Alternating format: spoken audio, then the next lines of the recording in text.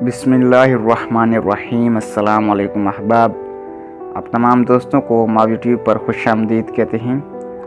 احباب، چہرے اور جلد کی خوبصورتی اور چمک شخصیت میں نکھار اور اعتماد پیدا کرتی ہے، لیکن اگر بدقسمتی سے چہرے پر داغ دانے یا محاسن موجود ہوں تو یہی شخصیت بے رونق اور عدم اعتماد کا شکار ہو جاتی ہے۔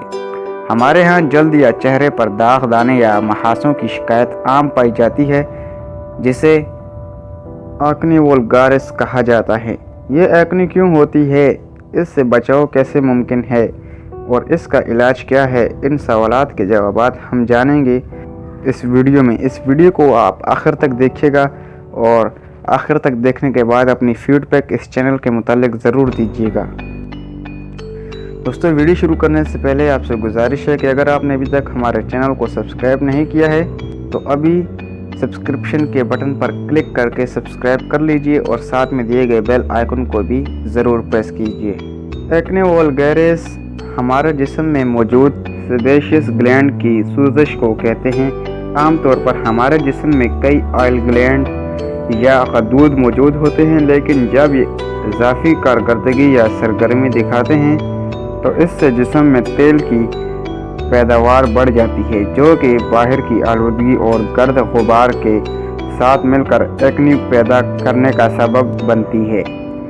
ایکنی یعنی کیل، مہاسے اور دانے ہر عمر کے افراد کو ہو سکتے ہیں، چاہے وہ کوئی بچہ ہو یا بوڑھا۔ تاہم ایکنی یا زیادہ تر نوجوانوں میں دیکھنے کو ملتی ہے، کیونکہ ان کے ہارمونز میں تبدیلی آ رہی ہوتی ہے۔ غیر متوازن ہارمونز کی وجہ سے جلد زیادہ چکنائی پیدا کرتی ہے، جو کہ ایکنی کا سبب بن جاتے ہیں۔ ایکنی کے مریض پر منفی اثر یہ ہوتا ہے کہ اس کا لوگوں سے رابطہ کم ہو جاتا ہے، کیونکہ وہ ان سے ملنے میں گھبراتا یا ہچکچاہٹ محسوس کرتا ہے۔ اس کے علاوہ مریض ڈپریشن کا شکار بھی ہو جاتا ہے۔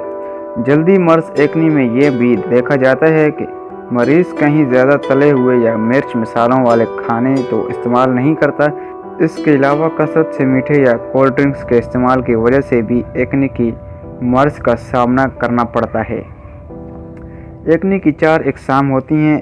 ایک قسم میں مریض کی جلد پر بلیک ہیڈ یا وائٹ ہوتے ہیں۔ دوسری قسم میں یہ ہیڈ تو کم ہوتے ہیں لیکن پیپ والے دانے زیادہ ہوتے ہیں۔ تیسرے قسم میں مریض کو بڑے بڑے گومڑ کا سامنا ہوتا ہے، جبکہ چوتھی قسم میں ان گومڑ کے ساتھ داغ اور زخم بھی ہوتے ہیں۔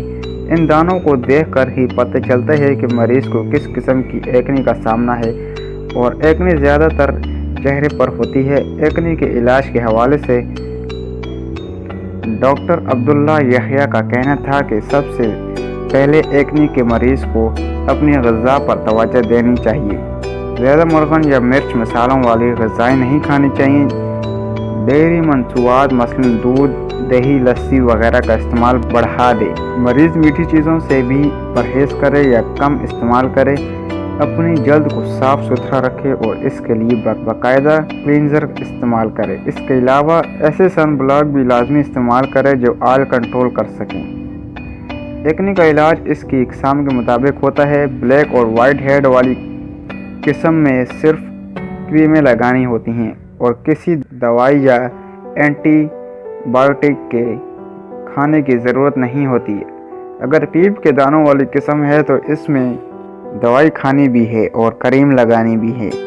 اس کے بعد گومڑ والی اقسام میں خاص دوائی دی جاتی ہے، لیکن اس سے پہلے مریض کے چند ٹیسٹ کروائے جاتے ہیں، کیونکہ ان دواؤں کے بہت سے مضر اثرات ہوتے ہیں۔ یہ دوا حاملہ خواتین یا پھر بچوں کو فیڈ کروانے والی خواتین کو نہیں دی جاتی۔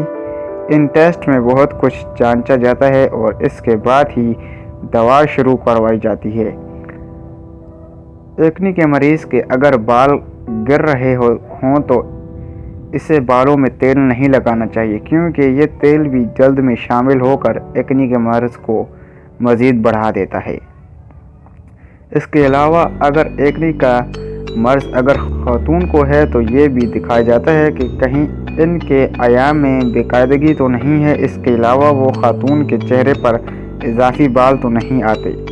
اس کے علاوہ ممکن ہے کہ خاتون کاسمیٹکس کی कोई ऐसी प्रोडक्ट भी इस्तेमाल करती है जो ऑयल पर मुनहसर हो, तो इस सूरत में भी एक्ने होने के इम्कानात होते हैं।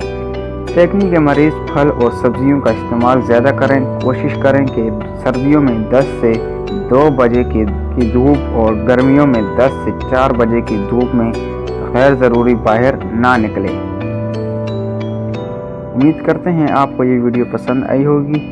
वीडियो को लाइक और अपने दोस्तों के साथ शेयर ज़रूर कीजिएगा ताकि आप अपने किसी दोस्त की मदद कर सकें, और चैनल को सब्सक्राइब करना मत भूलिएगा। मिलते हैं नेक्स्ट वीडियो में। अल्लाह हाफिज़।